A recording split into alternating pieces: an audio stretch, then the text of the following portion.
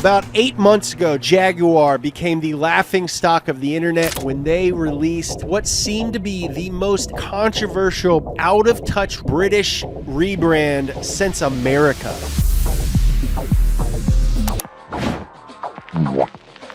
Graphic designers ripped on the new font and logo. Marketing experts roasted the superficial new slogans. Everyone was saying, why don't they just go back to their roots? Just make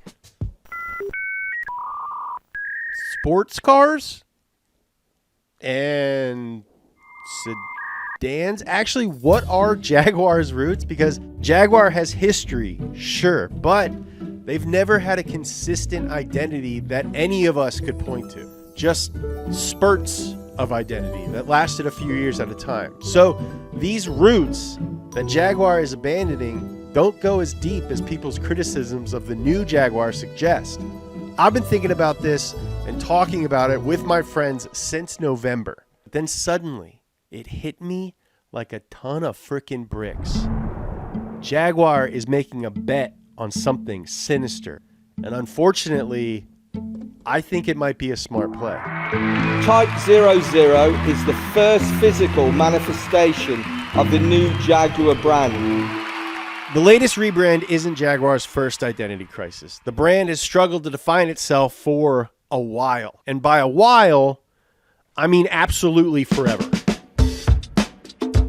It started when William Lyons founded the Swallow Sidecar Company in 1922. But Lyons wasn't satisfied just building motorcycle sidecars. And in 1926, he changed the name to Swallow Sidecar and Coach Building. Right off the bat, a major rebrand. Coach builders buy a chassis and running gear from an auto manufacturer, then bolt their own body on top of it. Those cars are typically very expensive. But what Lyons came up with was a stylish, open-top tour built on the chassis of a cheap economy car. So it looks expensive, but it's actually cheap. Now, at 175 pounds, the Austin 7 Swallow cost just 10 more pounds than the more mundane Austin 7 that it was based on. But it looked as good as Bentleys that cost 4 times as much. Now, it was nowhere near as fast as a Bentley, but the British car buying public didn't care. So just 5 years after doing that, his company managed to sell 3,500 cars. So he renamed the company again. It simply became Swallow Coach Building. Just a decade after its founding, the Swallow brand had come to represent attainable coach-built cars, putting something that was typically only available to the upper classes within reach of the middle classes. Riding high on that success, Lyons decided it was time to make the leap from coach builder to full-time car maker.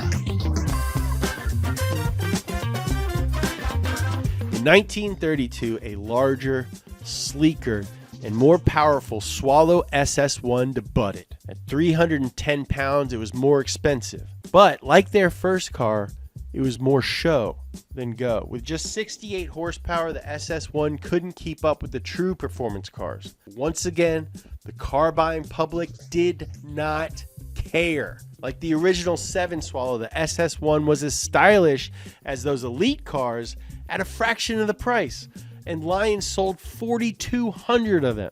That success completed the company's transition from coach builder for the masses to automaker for the slightly fewer masses. The success of the SS1 also prompted Lyons to reinvent the brand once again. In 1934, Swallow Coach Building became SS Cars, complete with a new logo. What year is it? 1934? I buy it. Unfortunate. But Lyons and his cars had nothing to do with the Nazis. Unlike a lot of other car companies, Mercedes, Porsche, Volkswagen. So with hindsight, you can see how that name and logo might have been poorly chosen. That Art Deco style was incredibly popular in the 1930s. It was associated with glamour, futurism, but also mass production of luxury goods, perfect for Lion's product. Many other car manufacturers and companies used that aesthetic in their logos. We can see now that this rebrand was poorly timed, but Lions couldn't immediately do anything about it. With the onset of World War II, SS cars halted ordinary business and switched to producing goods for the war effort. Now, when business resumed in 1945, Lions immediately renamed his company for the 4th time. So Lions, the guy whose last name is a big cat, decided to name his car company after another big cat, Jaguar. And Jaguar Cars was born.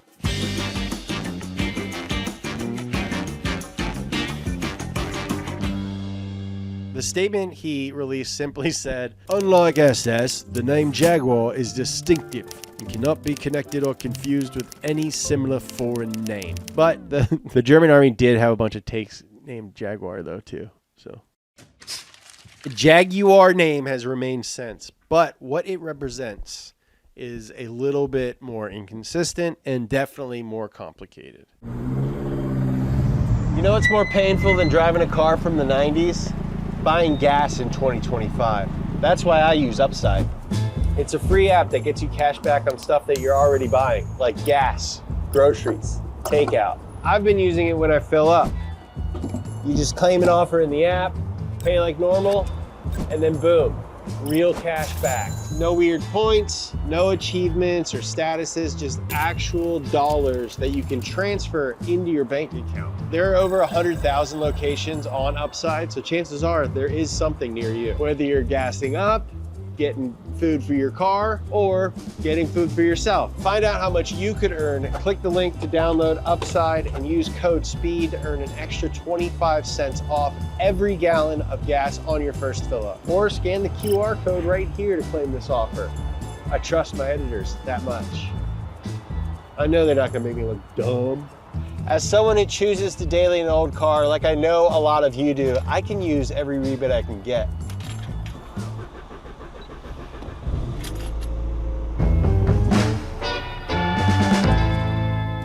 After the war, Lions resumed production of the pre-war models, like the Jaguar 100, selling those under the new Jaguar brand instead of the previous name. But those models were all dated designs. The new Jaguar brand needed a new car, and what Lions came up with was the Mark V. He wanted a modern, stylish sports saloon. The cabin was luxuriously appointed with fine woods, leathers, but it was old-fashioned, as was the exterior. It was like a stately manor house, not the mid-century modern design that would become all the rage in the post-war period. The Mark V went on sale for a reasonable £1,200. Now, a key facet of Jaguar's identity solidified with the Mark V, and it wasn't much different from their coach building days. Classic English luxury at an attainable price. That's just good business math. I don't need to have an MBA from wherever to know that. Lions wanted the Mark V to be capable of 100 miles per hour to keep up with, you guessed it, Bentleys. Now, unfortunately, the Mark V only produced 126 horsepower and could only do 92 miles per hour. The similarly named Bentley Mark VI could hit 100 miles per hour, but it cost more than triple the price. And once again, the car buying public did not care. To most people, 8 miles per hour and one extra Roman numeral wasn't worth an additional 3,000 pounds. And they sold over 10,000 Mark Vs, 6,000 more than Bentley sold of their Mark VI. Even though it seemed like the public didn't care, Lions wasn't happy being slower than the competition. A big reason Bentley left Jaguars in the dust was bigger engines. There's no replacement for displacement, except when there is. Instead of making engines larger, Jaguar engineers added a little thing that I like to call modern technology. What they came up with was an inline six that they called the XK. X for experimental. K because it was the 11th design they considered. The XK engine was absolutely stuffed with high-tech features. Dual overhead cams, dual carbs, aluminum intake manifold, hemispherical combustion chambers. That thing got a Hemi? Yeah, it was a Hemi. And exhaust headers coated with vitreous enamel, a material like porcelain that reduces heat. With the XK, Jaguar had an engine that could finally hassle Bentleys. But Lyons had bigger ideas. He wanted to take on the world, and that meant Jaguar needed a stablemate for the Mark V. They needed a sports car.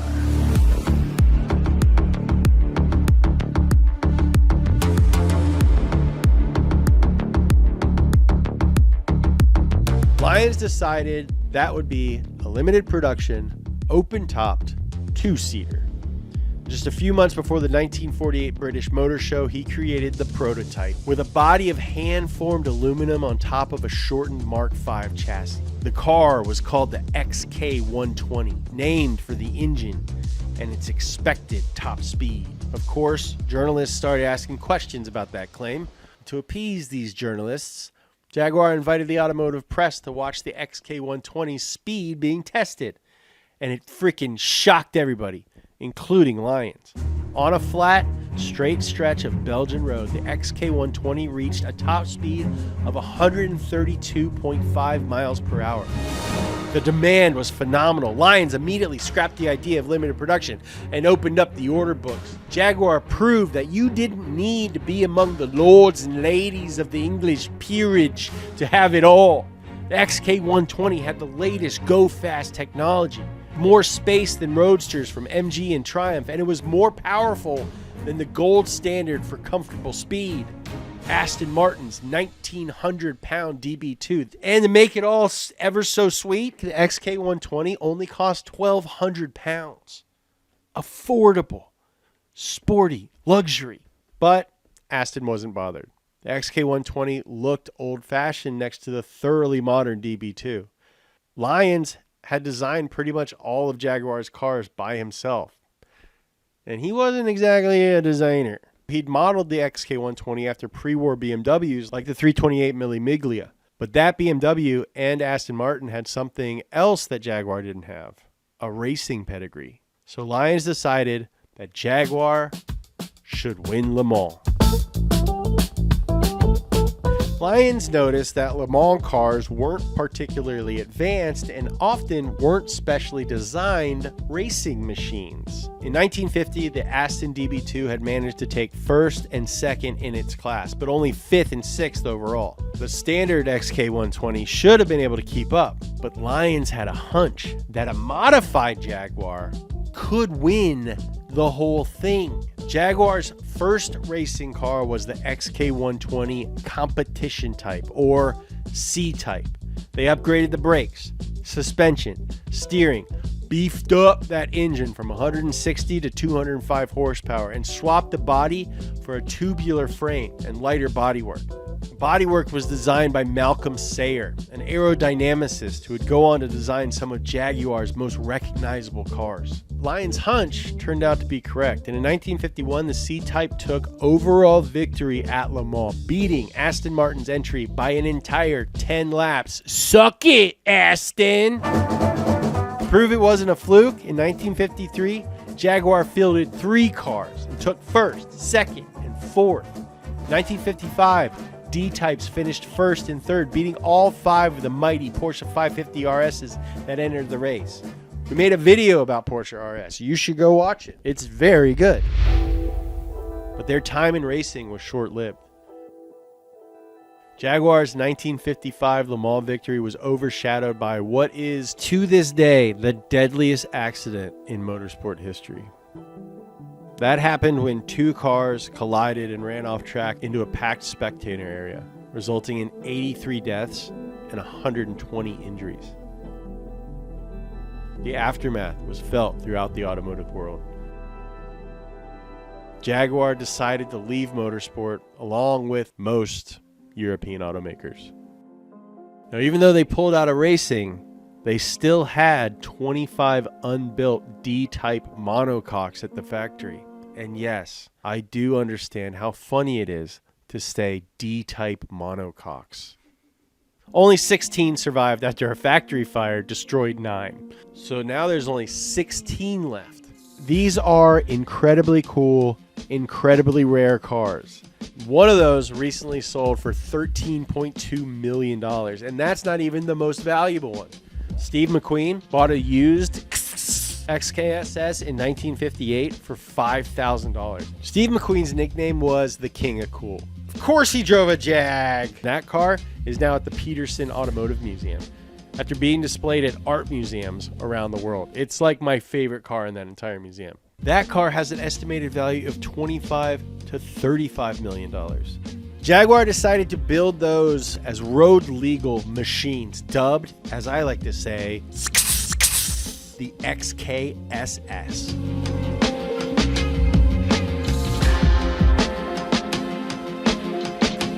By 1960, Jaguar had been on a decades-long winning streak. The brand stood for luxury, speed, comfort, racing pedigree, style, and glamour, all while remaining more affordable than its competitors. In the history of cars, it's possible that no other company has ticked all of those boxes. Speaking of big cats, we designed a shirt that has nothing to do with Jaguar's logo. The design absolutely rules. I love big cats. It's on Garm. It's on our website, speed.co. If you didn't know, we drop a new merch item in almost every video inspired by that video, and it's only available until the next On Garm item comes out. The designer's name is Kaya, and she is one of the owners of the tattoo shop that I go to. Keeping it local, supporting independent art. You support independent art by supporting Speed, speed.co, On Garm. Pick yourself up a shirt. Peak Jaguar, the convergence of everything Lions had been working towards for 40 years, happened in 1961 with the debut of the E-Type.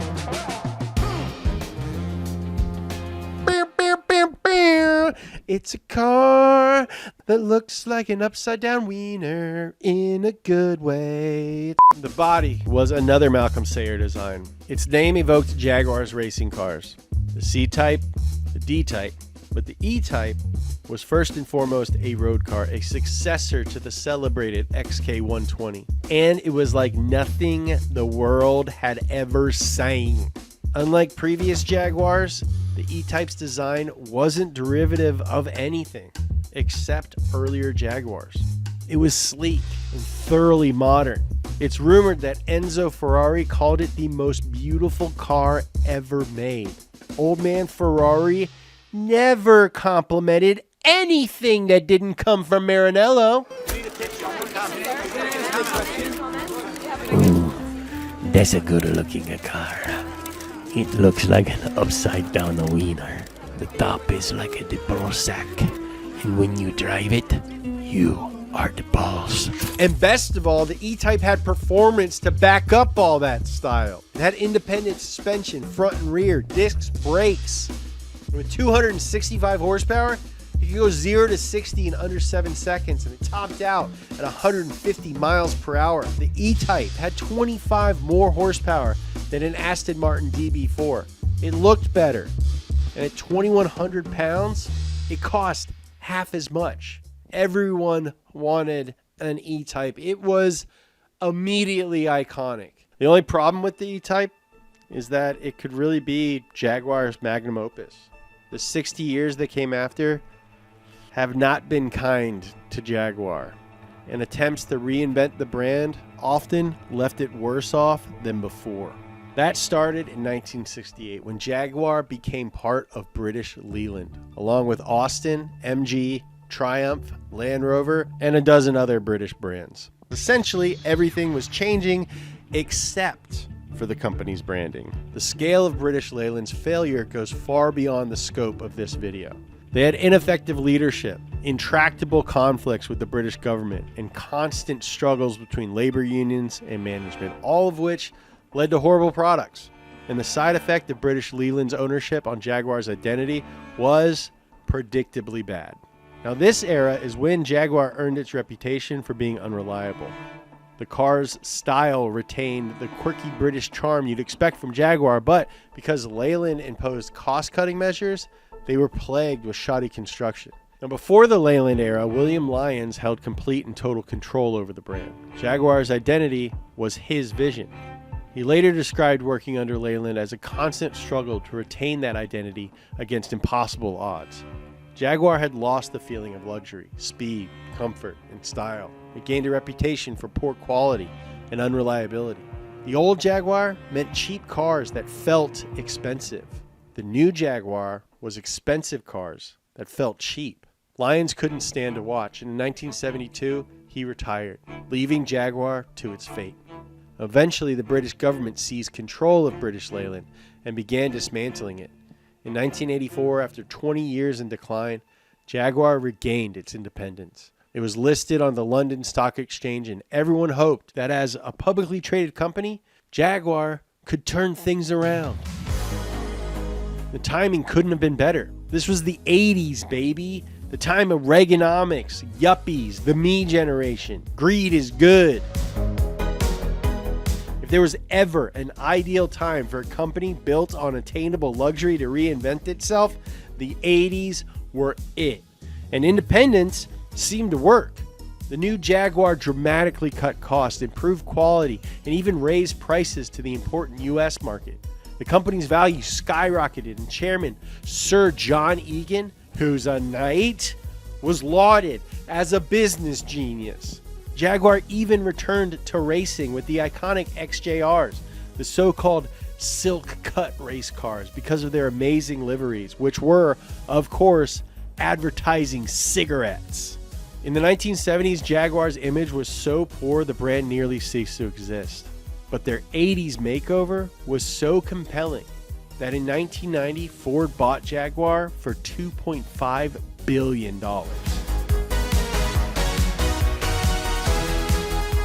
Critics later pointed out that the reinvented Jaguar of the 80s may have been more image than substance. Business genius Sir Robert Egan had been playing a bit of a shell game. Now, a large part of the cost cutting came from firing a third of Jaguar's employees, and Jaguar wasn't designing new models. It retained an aging lineup developed in the 1970s. The only new model launched in the 80s had been designed and paid for during the Leyland years. The perceived increase in quality was simply from updating old designs, not any genuine innovation. The new instruments are cleaner and clearer. On the new 5-speed manual transmission, the gear lever has been repositioned for ease of shift. The air conditioning controls have been restyled. The increased prices in the U.S. were largely an illusion, the result of a favorable exchange rate between the U.S. dollar and the British pound. And Jaguar's race cars weren't even really Jaguars. Instead of running factory teams, which are expensive, Jaguar convinced private teams to design, build, and campaign cars using the Jaguar name and engines. But once Ford bought the new Jaguar, none of that mattered.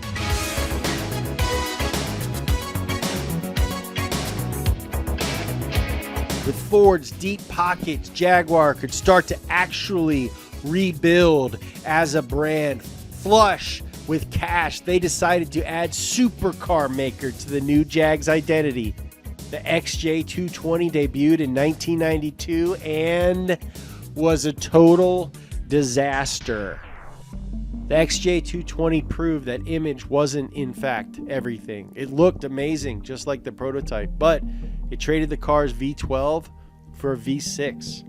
Reviewers criticized the sound, and one described it as nuts and bolts being put through a blender. Another journalist described driving it as sheer torture, and another called the XJ220 a cynical marketing exercise. Cynical. I don't know, man. I've never built a car, but if I did, I wouldn't want anyone to call it cynical. I still want one. F***ing sick looking. So maybe supercar maker didn't fit the new Jaguar's identity. So their other cars in the 1990s leaned into heritage. And the strategy worked well, particularly in America, because Americans think of British stuff as fancy. Jaguar updated the aging XJ in 1994, keeping the characteristic style and quad headlights, but giving it a more modern feel. They reintroduced the XK name as a coupe and convertible. Like the XJS it replaced, it shared a platform with another car, but this time it was the Aston Martin DB7. As you'd expect, the Jag was nearly as good, just a lot cheaper.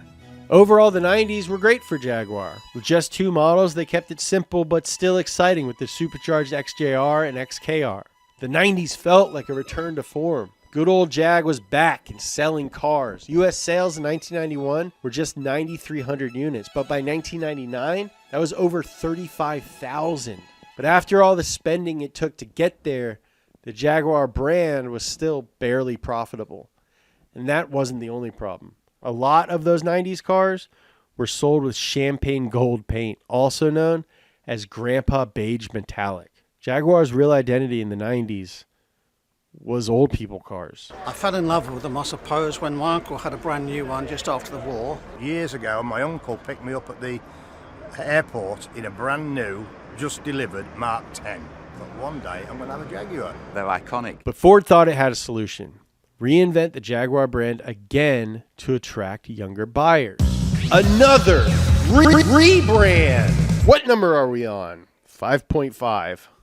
They decided Jaguar would be cool and make cheaper cars. In 2001, the baby Jaguar debuted, the X-Type sedan. They launched a massive campaign to promote the car, referring to it as built for the new Jag generation. Jaguar spent an absolute fortune trying to build an image, an identity that would sell the X-Type to young people, and they failed entirely. This Jaguar's mine. Potential buyers likely thought that the marketing felt inauthentic, but the bigger problem was people didn't really like the car. The styling was awkward, just like a shrunken XJ. Even if that had been executed better, younger buyers didn't want a mini XJ anyway. That might have looked classically styled to older buyers, but it was just old-fashioned to younger ones. In 2008, after 18 years of unprofitability, Ford finally gave up. They sold Jaguar, along with Land Rover, to Indian carmaker Tata Motors for $2.3 billion, about the same amount that Ford had paid for just Jaguar, which meant Ford lost around $3 billion on the deal. In the 2000s, with the age of Jaguar buyers climbing and sales falling, the brand desperately needed an identity that young people would respond to. They tried expanding their lineup, adding the mid-size XF sedan and smaller XE. They restyled the XJ to match and added a trio of SUVs. All of those looked fine, but in an attempt to avoid any old-fashioned styling, none of them looked like Jaguars, and nobody bought them. So sales just kept falling. The final Jaguar-y Jaguar, released in 2013, was the F-Type. Jaguar decided that the best way to promote their new car was the British Villains campaign. Have you ever noticed how in Hollywood movies all the villains are played by Brits? And as ad campaigns go, it was fun. It featured great British actors, but like the X-Type campaign, it was pretty contrived. And without the connection to Jaguar's past, it lacked any authenticity. And the car buying public didn't see Jaguar as a stylish car for movie villains. It saw Jaguar as an old person's car. Which brings us to the most recent Jaguar rebrand. And I actually think that rebrand is only part of what's going on here. The word rebrand alone doesn't accurately describe the scope of what Jaguar's doing. Branding is how a product makes us feel about ourselves when we use it. Jaguar's new font, the new logo, the gender fluid models telling us to delete ordinary and create exuberant, those are all meant to make a certain type of person feel a certain type of way. And the fact that I don't want to feel that way or even understand the feeling that they're suggesting doesn't mean that that rebrand is necessarily bad. It just means that I'm not the person they're trying to reach. Jaguar doesn't care if I feel anything because I can't afford to buy the new Jaguar. And I neglected to buy or even care about the old ones. Jaguar also stopped making all of their current cars to focus on building super luxe $200,000 EVs. They've completely overhauled their entire company, their focus, their product, and I think their target customer.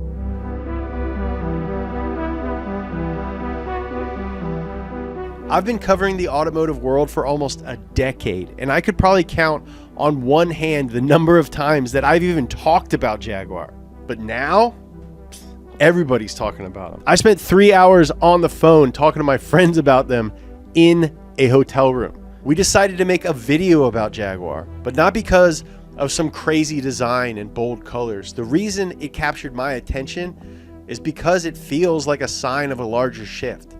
The kind of consumer that Jaguar once targeted with the idea of attainable luxury seems to be fading away. I think the customer that Jaguar used to go for doesn't exist in the same way that it used to. Upwardly mobile Americans aren't the consumer base that we once were, and companies like Jaguar are placing their bets on other markets. Now, we might not like it, but that doesn't mean it isn't smart. Jaguar has to do what they think it takes to survive. But what do you guys think? Let me know in the comments, or we can talk about it on our Discord. The conversations in the comments have been, you guys are smart. Thank you for watching this video. I love you.